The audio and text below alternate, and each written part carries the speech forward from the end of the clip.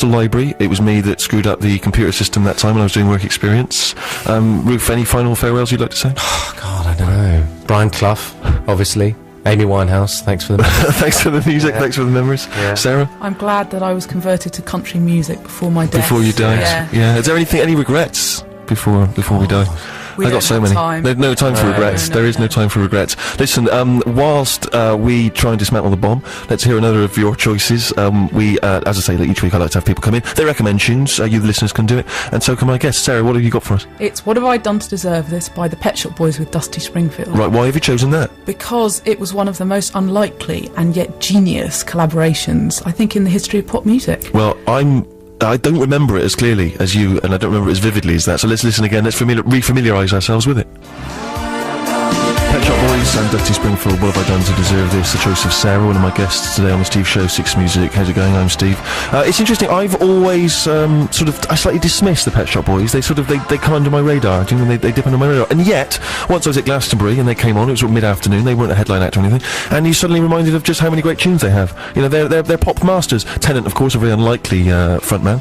But, it's a great tune, and it's nice to be reminded again of it, and I appreciate that, Sarah. Thank you very much. No problem, anytime. Are you a Pet Shop Boys fan? I'm, yes, a very big Pet Shop Boys fan. I was there at the beginning. Sure. I've gone with them through the dark times. Has there been dark times? There have been dark times, yes. When they decided to be acoustic and play guitars and stuff, it just didn't work. Really? I've never even heard any of that stuff. Yeah, about 3 or 4 years ago. Really? They just got rid of the computers and the keyboards and it didn't work. Was it lame? Yeah. I'm always intrigued. I feel like I want to sort of dig some of that stuff out and have a listen. Do you think they got badly into debt or something? They had to sell everything? All they were left with was a kind of penny whistle and an old guitar belonging to someone's granddad. They've had to hop the Yamaha. Yeah. Neil, listen, we got to go acoustic. Bad news. The bailiffs are in. Ruth, what are your views on the Pet Shop Boys? Like you, they kind of dip under my radar. Mind you, I've got my radar is very selective. Bands like U2 and R.E.M. also dip below my radar. Yeah. I've never had much time for them. And the Pet Shop, I heard Neil Tennant on Desert Island Disc the other day, and he was very cogent and very intelligent. And I do like some of his music, but it's not. I'd never put it on my iPod. I'd never listen to it. I'd never choose to listen to it. Nice use of the word cogent. Thanks very much I use it indeed. twice a day. We've had a couple of emails and texts coming in just picking Rufus's brain. Earlier I foolishly mentioned that I thought he was a man who knew a lot about lots of little things. Sorry, what I mean to say is a little about lots of things. It's a very difficult phrase to get right there. Yeah. No, it's not. It's just I'm useless. we had an email just now which I know you instantly wanted to respond to. That's right. Unfortunately, it didn't get signed off because I think she or he must have sent it before having finished it. But it says, "Hi folks, I'm cooking chard for the first time. Is it going to shrink like spinach? Spinach spelled I-C-H at the end. Spinach, which I quite like. Is it going to shrink like spinach? Please help feeding 3 hungry men. Teaspoon-sized portions would just not do." I'm sure she would say would just not do. See, I don't even know what chard is. Chard is it's in the spinach family. It's got usually red stems. Okay. And it's very good with lamb. It's very good with mashed potato and well, I love both of those things. So I suppose I'm not had chard. Well, maybe I'll cook it for you later. Thanks very much. It doesn't shrink. The message. I wish I had a person to address this to. Don't worry, it won't shrink in the same way that spinach does. It will retain its shape and still slightly al dente on the stalk. Is just the way to do it. Make too much and then save the mashed potato and make bubble and squeak the next day. That's all I'd say. Thank you very much indeed. You know, he genuinely, people, I should make that point, he has not gone online or anything to find that out. That is just from the top of his mind, which is impressive. You've got another choice for us musically. Let's hope that your music choice is exciting as your chart information. Yeah. This is Elvis Costello with Burt Bacharach from the album Painted from Memory, which came out in 1998. And it's a song called I Still Have That Other Girl. Now, I'm a big fan of pop songs which get everything done and dusted in 3 minutes or under. And this song is 2 minutes and 48 seconds long. It does absolutely everything you want from a pop song. It's a classic Bacharach track, and a lot of the critics really went for Costello in the 90s because he started doing stuff with the Broadskill Quartet and he started doing Spike and Mighty Like a Rose, all these albums that got critically panned and didn't sell very well. I'd say seek them out, listen to these Juliet Letters albums, the Painted from Memory, because they're really, really nice, and I think this song does everything you want from a 3-minute pop song. We'll be the judge of that. Elvis Costello and Burt Bacharach, I Still Have That Other Girl in My Head. It's a beautiful tune, Ruth, I have to say, and before we heard Pet Shop Boys, Dusty Springfield, the choice of Sarah, and I'm afraid that the Pet Shop Boys, PSB, they are never going to be able to compete with that tune, which I have heard before, and I think it's adorable. It's lovely, isn't it? I agree. Yeah? Yeah. Yeah. Are you embarrassed and ashamed of the choice you made now? I am. I must try harder. Please do. Thank you very much. No, it's a wonderful tune, that, and it could have also made it onto the Seduction CD. Ooh, yeah, it might have done, wouldn't it? Yeah.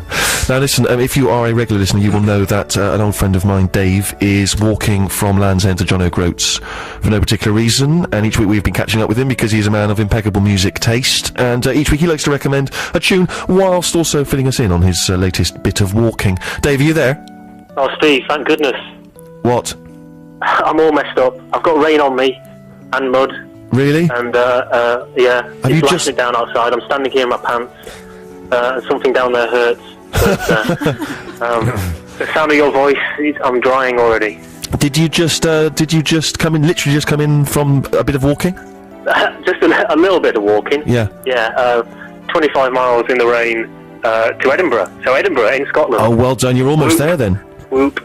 Almost. So this is week 7 that we speak to you, so you've been Is it? going 7 weeks, you've been spending this much time with yourself, alone? Because I couldn't spend this much time with you, Dave. Absolutely. Well, I'm not alone, Steve. Sure. I carry that little part of you with me. Yeah. But I'm always meeting new people, seeing new things, experiencing different kinds of weather. Has it been the adventure you thought it would be, or has it been really dull? I didn't think about that. We keep getting back to this. I had no preconceptions, no thoughts. I just set off and wanted to see what would happen. And how has this week been walking? It's obviously been unpleasant Moist, weather. mainly moist Mainly and moist. muddy and relentless and Scottish. Really? Yeah, I've had hot haggis every day so far. How do you find the Scotch? They just tend to be there in front of me. Sure. They're exactly the same as everyone else, but a bit hairier. Do you find that have you sort of made friends along the way? Are you the sort of person who could just sit in a pub and start up a conversation? I've always feared that if I went travelling on my own, I would never have the bravery to just go up and start a conversation. Because those sort of people always annoy me when they come to me. To share my experiences with other people. I've got talked to a few odd people, but the people who tend to talk to you in pubs are the ones that you don't really want to get talking to in the first place. Sure. So what are they doing in a pub on their own anyway, and why would they want to talk to me? Yeah. So that kind of rules out any meaningful conversation. So the kind of people I meet are the kind of people who, unfortunately, I'm having to pay to service me. Right. Right. So it's their obligation to be nice.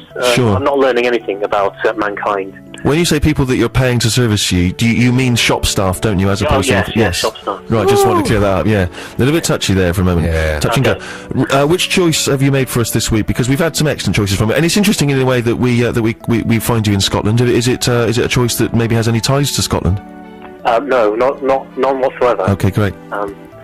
Let's clear that up. Okay, good. My choice. What is my choice? Yes, this is Dennis Wilson, who was the first of the Beach Boys to release a solo album. That album was in 1977, Pacific Ocean Blue. If you like the track and you want to buy it, you may struggle because it's not currently in circulation. So you may have to, I don't know, whatever illegal downloading method you can grab. We can't advocate that illegal downloading of any description, Dave. So please take I'm that not back. advocating it. And the track is called River Song. Dennis Wilson, is he the one that tragically died? He's one of the ones who have tragically died, yes. Yeah, but that has no bearing on the quality of the song. Dave, I or appreciate... the chart placing, which wasn't particularly impressive. I appreciate, as ever, your contribution to the show. I am picturing you now in your pants, Yeah. and it's given me a thrill, so I appreciate that. I'm still got rain on me, you know. Towel yourself off nice and hard while we listen to Dennis Wilson. Okay. All the best, Dave, and the end is in sight, so good luck. It's almost in sight. It's a long way, though. Don't worry, you'll make it. I will. All I right. will. All the best, Yeah. Dennis Wilson. River Song by Dennis Wilson of the Beach Boys, and as Dave pointed out, that track is very difficult to get hold of because the album is not available, I think, either here or in the States, which is very curious because I've never heard it, but from reports I have read, it is an excellent album. So if you do have a copy, then I was going to ask you to make me a copy. Of course, I can't advocate that because it's a criminal act. So do not keep it to yourself, and maybe just invite me around. We can listen to it together. Yeah, right. Well, that's going to happen. Yeah. Okay, we have to go to the news shortly, but after that we have Iggy Pop and more music, plus another listener's choice, plus of course Richard's fiendishly difficult pop music question, which I think is probably absurd this week, as they are each week. Here's the news. Back after that with Iggy Pop. Iggy Pop, I'm Bored, from I believe an album that he put out in 1979. Should have researched that. Really, it didn't have the authority. I was hoping it would have, because as a DJ, I like to sound authoritative. I felt maybe I was a bit lacking. A lot of people are saying, "Well, Steve, you had the entire news and the duration of that song. Maybe to check that information out. Why did you just open your mouth and hope that you'd know the information?" I don't know, people. I can't answer that. All right. I was sat here. I was enjoying the music. I was enjoying the company. I didn't think it through. I'm sorry. I apologise. All right. It was going so well. The show was going great, and I've ruined it. And I apologise. I've lowered the tone. Rufus, quickly dig me out with perhaps a droll impression of Iggy Pop. Oh, goodness. I could take my shirt off and show you my scars. Please do. The extent of it, I think. Yeah. He's a strange man, isn't he? He Pop. is, isn't he? I wish I had some Iggy Pop stories. I don't have any. Sarah, you got any? No, I don't know him actually. No. Just trying to think what will redeem this link. Moving on. No, I don't know. I feel like we should. I feel like we can. I've heard a lot of DJs, and their method is to just keep talking in the hope that something will occur to them. Yeah. At some point. Yeah. So I might just keep doing that. Well, I know Iggy Pop's drummer's best friend's wife. Round of applause. You've that well good done. enough? Yeah, That's it's very excellent. good. Thanks very much. That's You're pretty Steve good. Wright Star. No, that What's was. her name? Cheryl. Oh, really? Oh, that's lovely. That's really. You wouldn't have expected it, would you, to be Cheryl? I'd have thought probably a Margaret or a Susan. Yeah, Barbara. Yeah. A Barbara, perhaps, but it turns out it was Cheryl. So that's fascinating. Thanks for coming. That's all right. Let's just hope that bomb goes off. We've been waiting for some time. Now listen, I generally don't like to play music that you cannot rush out and buy or download, because I always think it's a bit frustrating when you hear a DJ say that song's great and then it's not out for another 6 weeks.